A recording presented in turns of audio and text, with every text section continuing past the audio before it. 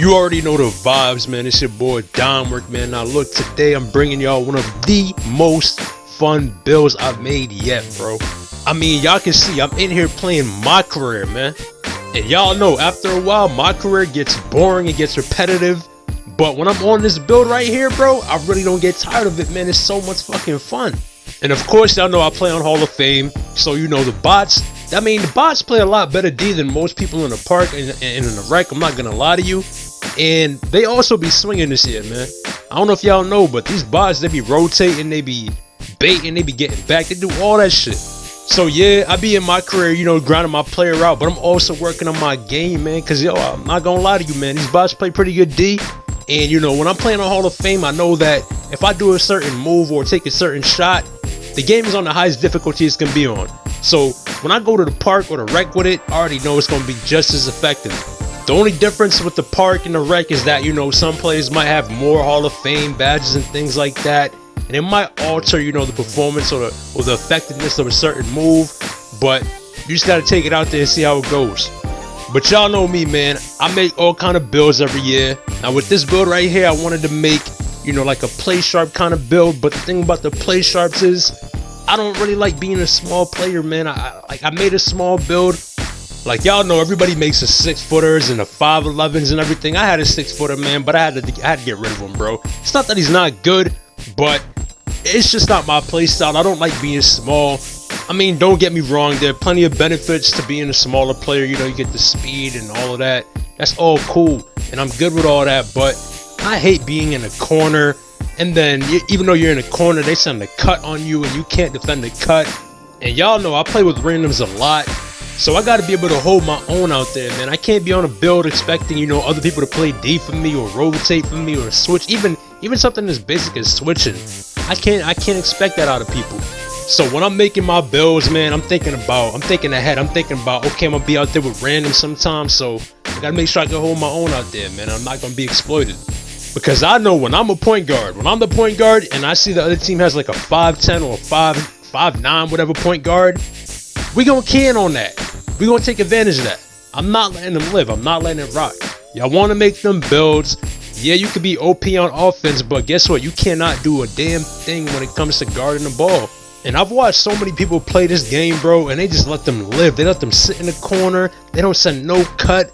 They don't, you know, try to get them up top or nothing like that. They just let them rock out. And I'm like, yo, more power to y'all, man. If that's how y'all want to do it and y'all want to let them live like that, go ahead. But me, anytime I see a 5'9 on the court, I want to make them regret making that goofy ass build, man. Now this build right here is basically a 6'6 Kyrie Irving, man. That's the best way I can put it to you. Y'all see the finishes I'm getting at the rack. Now this build is crazy, but it's kind of weird because look, it's a 6'6 build, but here's the thing, it can't dunk. Oh hell what? No, man. What the fuck, man? Now I know that sounds crazy, man, but sacrificing dunk on this build allowed me to get a lot more playmaking and shooting and all that. So I feel like it was worth it, man. And the thing about it is I get a really high driving layup, and these driving layups have been effective for me, man. I really have no problem finishing at the rim. And I get a decent amount of finishing badges, and I get Acrobat Hall of Fame if I want to put it up there. I get Slithery Finisher Hall of Fame. And those badges are really OP, man. I can't even lie to you. So even though it can't dunk, it's still a really good finisher, man. So yeah, I can shoot middies, I can shoot threes, and then I can still finish at the rim. This is just an all-around flashy playstyle build, man. I mean, it's an amazing playmaker. Y'all gonna see in a minute when I show y'all the build. It has great passing, has decent enough dribbling. Then I can shoot difficult shots. I can shoot step backs, hop jumpers, and then y'all can see I can do the switch up layups with the Acrobat Hall of Fame. So if you're like a Kyrie Irving fan or a Kobe Bryant fan or anybody that, you know, a James Harden fan, those are the kind of players that this build will have you out there playing like, man. So as y'all can see, man, it's called a two-way threat. Now it's a 6'6 two-way threat, man. And this build right here, like I said earlier, it's literally probably my most fun build, bro. Like, I have so much damn fun on this build. And the reason for that is because, look, y'all can see it has a 95 mid-range. Now, y'all know me. I'm a mid-range player, bro. I love going to the mid-range. I love going to mid-range pull-ups, step back, spin jumpers, and all that. If you've been following my channel, you know I told y'all I was gonna make a shot creator in 2K22, man. After I made that how I changed my playstyle video from 2K21, I told y'all I was gonna make a build that could do the same thing, and this is that build right here, man. Now with this 95 mid-range, bro, it's really hard to contest me, bro. It's really hard to contest me. On fades and step backs, I can hit a lot of contested mid-range shots, man. It's crazy, bro. And then my 3-ball is high enough to shoot really well and really consistently too. So it's not like it's only a mid-range player. It can step back 3 and all that too. I think certain threes on gold, so that's really effective, man. And then as you can see on the playmaking, I get a 97 pass accuracy. Now y'all know what that means. I get Hall of Fame bullet. I get gold dimer. I get all that. And things like dimer and bullet passer and floor general, those shits are really important to me, man. Because at my core, I'm a team player, bro. I know I can go out there and go crazy and score all the points. I've done that, man. I'm tired of that, bro. Like, that was never really cool to me. What I like doing is I like getting everybody involved, man. I like everybody having a good time. I like dotting people, setting people up. You know what I mean? Like, that's fun to me. I don't want niggas to stand around watching me do me. Like, that's cool and all, but I don't know. That's just not my style, man. I like getting everybody involved. So this build is really an elite playmaker, an elite shooter, and it's damn near an elite finisher because that drive and layup, like I said earlier, may not be able to dunk, but the drive and layups are really effective if you know how to do it and if you know what you're doing out there. Now defensively, it's not ideal, but at least you got perimeter and at least you got steal, man. You might not be able to get blocks, but I tell you what though, even though you don't have the block rating, you don't have the rebound rating, I still get rebounds and blocks here and there. Now it's not consistent and it's not crazy, but it's not like it's impossible because you're taller now. So you can still get blocks, still get rebounds. It's not that bad. So to make this build, you want to make him a point guard, whatever hand you want, whatever number you want. We're going to go 6'6" on the height, 180 on the weight, and 6'7" on the wingspan. Now the body shape, you can pick whatever you want. Doesn't make a difference. And as y'all already seen earlier, this is what the attributes are going to be looking like. So again, with the 95 drive and layup, I get Acrobat Hall of Fame, I get Fearless Finisher on gold, and I also get Slithery Finisher on Hall of Fame. Now when you combine these badges, man, it makes this build very dangerous at the rim, bro. It's very dangerous finishing at the rim. Now for the shooting, y'all already know, I wanted to make this build like a pure shot creator type of build. So I maxed out the mid-range at 95, then I still got an 87 3-ball, so it can still shoot threes very well. But with Hall of Fame difficult shots, man, this build is dangerous from the mid-range, bro. I'm telling you, it's really tough to guard, man. Really tough to guard. And it's really fun to use, man. Like, people don't expect you to be doing these kind of spin shots and hop jumpers and step backs. They're not ready for that because not a lot of people do that. And even after you hit them with it a couple times and then they know it's coming, it's still hard to guard, man. And then you can always counter off of it because you can cancel the hop jumper. So it's really tough to guard. So now when they realize they gotta double team you or send 3 people at you, now you got 97 pass accuracy, get Hall of Fame bullet, gold dimer, and all that.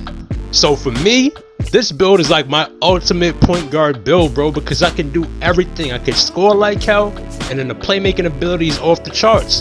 And then defensively, y'all already know I get gold clamps, gold pickpocket, and gold interceptor. And I also get gold ball stripper, man. So even though this build doesn't get blocked, you can still use ball stripper as like a counter to people that they want to try to go to the rim on you and try to dunk on you and all that. Ball stripper is really effective, man. That badge works really well. Now as far as the takeover options go, you get shot creator, you get sharp playmaking, and you get locked takeover, man. And then y'all already know the build comes out being called a two-way threat, man.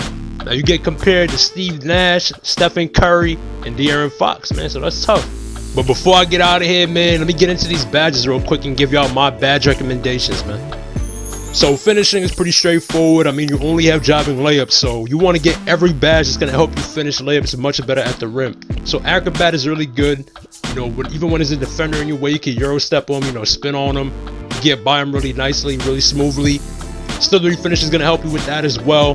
That if you do get hit or get some contact and get bumped, running Fearless Finisher is going to help you out as well. And I'll also run Teardropper sometime too, just to give you another option.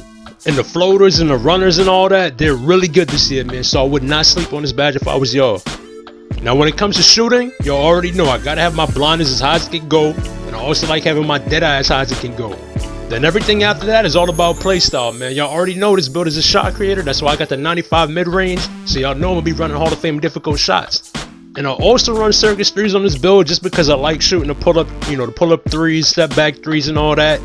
I mean, like I said, this is a shot creator build, so you gotta be able to shoot the step back middies and the pull up threes and all that, man. Cause y'all know they buffed the badge and it's crazy now, man. It works really well. Now my playmaking badges, I'm always switching them up, man, depending on my mood. But y'all already know, man, you need your quick first step as high as it can go. Handles for days as high as it can go. Hall of Fame bullet passer is crazy, man, but you can live with gold sometimes. Sometimes I put it down in gold and then run gold diamond or something like that.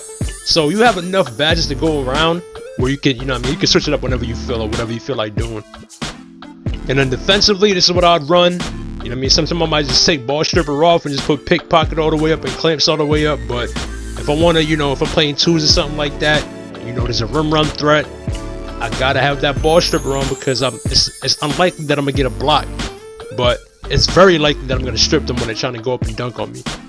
So like I've said before, it all depends on what game mode I'm playing. If I'm playing rec and I'm in the corner or up top, it's all gonna be different, man. If I'm playing twos or threes in the park, I might switch it up there too. So yeah, man, let me know y'all thoughts in the comments, man. Let me know what y'all think about the build. If you make it, be sure to come back and let me know how you like it and all that, man. As always, I appreciate all the support. Feel free to follow me on Twitter at BeLikeDom, and I'm gonna catch y'all in the next one, man. I'm out of here.